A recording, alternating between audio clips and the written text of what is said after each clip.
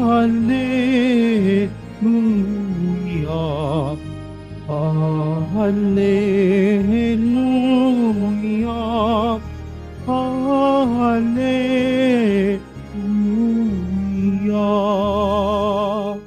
Sumainyo ang Panginoon. At sumaiyo rin. Ang mabuting balita ng Panginoon ayon kay San Lucas. Papuri sa iyo, Panginoon. Noong panahong iyon, umalis si Jesus sa sinagoga at nagtungo sa bahay ni Simon. Mataas noon ang lagnat ng biyanan ni Simon, kaya't ipinamanhik nila kay Jesus na pagalingin siya. Tumayo si Jesus sa tabi ng higaan ng babae at iniutos na maalis ang lagnat at nawala nga ito. Noon di tumindig ang may sakit at naglingkod sa kanya. Paglubog ng araw, ang lahat ng may sakit, anuman ang karamdaman, ay dinala ng kanilang mga kaibigan kay Jesus. Ipinatong niya ang kaniyang mga kamay sa bawat isa sa kanila at pinagaling sila.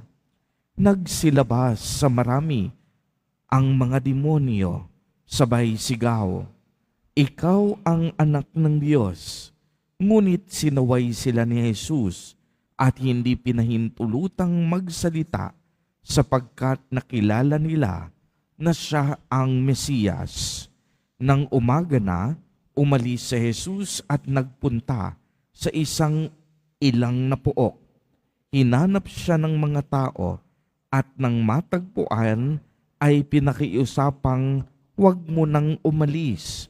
Subalit sinabi niya, dapat ko ring ipangaral sa ibang bayan ang mabuting balita tungkol sa paghahari ng Diyos, sapagkat iyan ang layunin ng pagkasugo sa akin. At nangaral siya sa mga sinagoga sa Huda. Ang mabuting balita ng Panginoon. Pinupuri ka namin, Panginoong Hesukristo. Magsiupo muna tayo. Magandang umaga po sa inyong lahat, mga kapatid kay Kristo. Sa lahat po ng ating mga taga-subaybay sa iba't ibang online platforms at sa lahat ng ating mga kadiboto sa iba't ibang panig ng Pilipinas at maging sa buong mundo kung saan tayo ay naaabot ngayon ng ating live streaming. Mapayapang umaga din po sa inyong lahat. Purihin at dakilain natin ang ating Panginoon, ang mahal na poong Jesus Nazareno.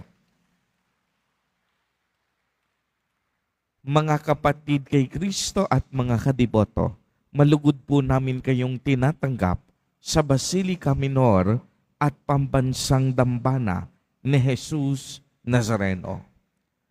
Patuloy po tayong manalangin para sa ating mga kapatid na nasalanta ng bagyong Enteng.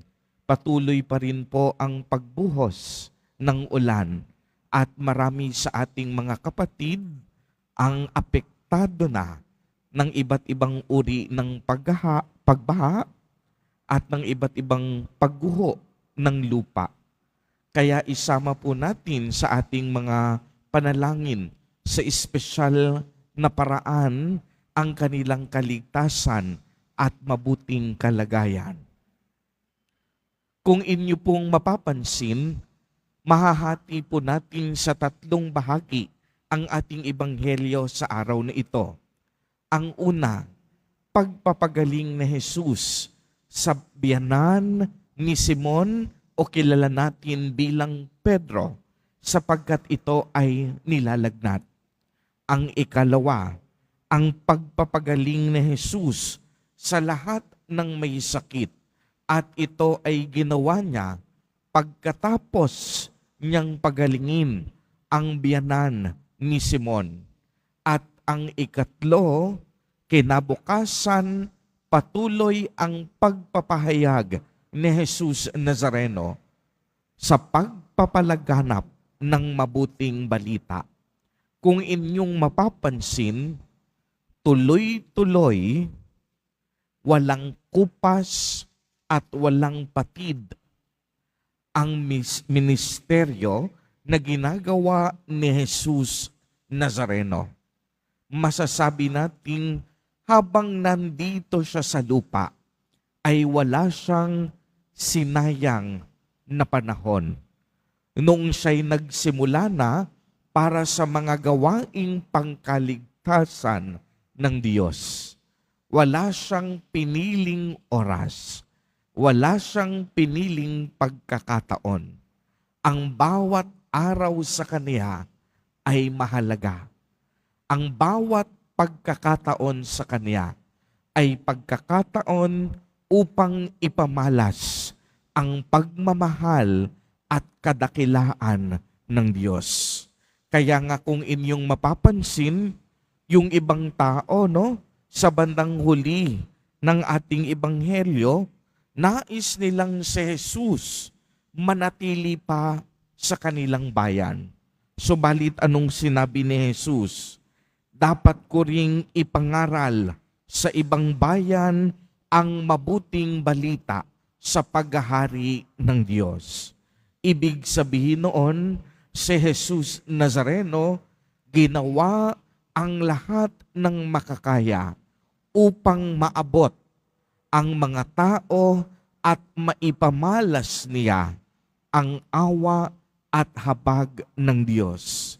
Kaya nga ang isang aral na makukuha natin sa ating ebanghelyo sa mga sandaling ito at sa araw na ito ay ang kahalagahan ng oras sa pagsasagawa ng plano at misyon ng Diyos. Sa panahon natin sa kasalukuyan, minsan nararamdaman natin na marami tayong oras at panahon. Ang maganda pong katanungan, paano natin ginugugol ang mga oras, panahon at pagkakataon na ipinagkaloob sa atin ng Diyos?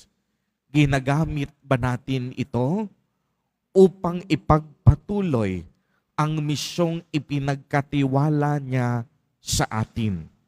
O sa maraming pagkakataon, hindi natin nagagamit ng tama ang panahon at pagkakataon na mayroon tayo. Mga kapatid kay Kristo at mga kadiboto, tulad ni Jesus Nazareno, sa araw na ito, hinahamon tayo na huwag nating sayangin ang oras, ang panahon sa paggawa ng mabuti at tama.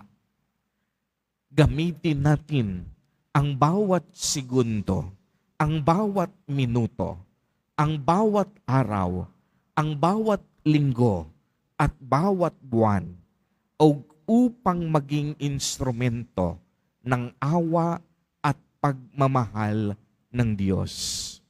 Huwag nating sayangin ang mga panahong lumilipas at nagdadaan sa paggawa ng mga hindi makabuluhang bagay. Ialay natin ang bawat sandali bilang tanda ng ating pagmamahal sa Diyos at sa ating kapwa. Amen. Purihin at dakilain natin ang ating Panginoon, ang mahal na poong Jesus Nazareno.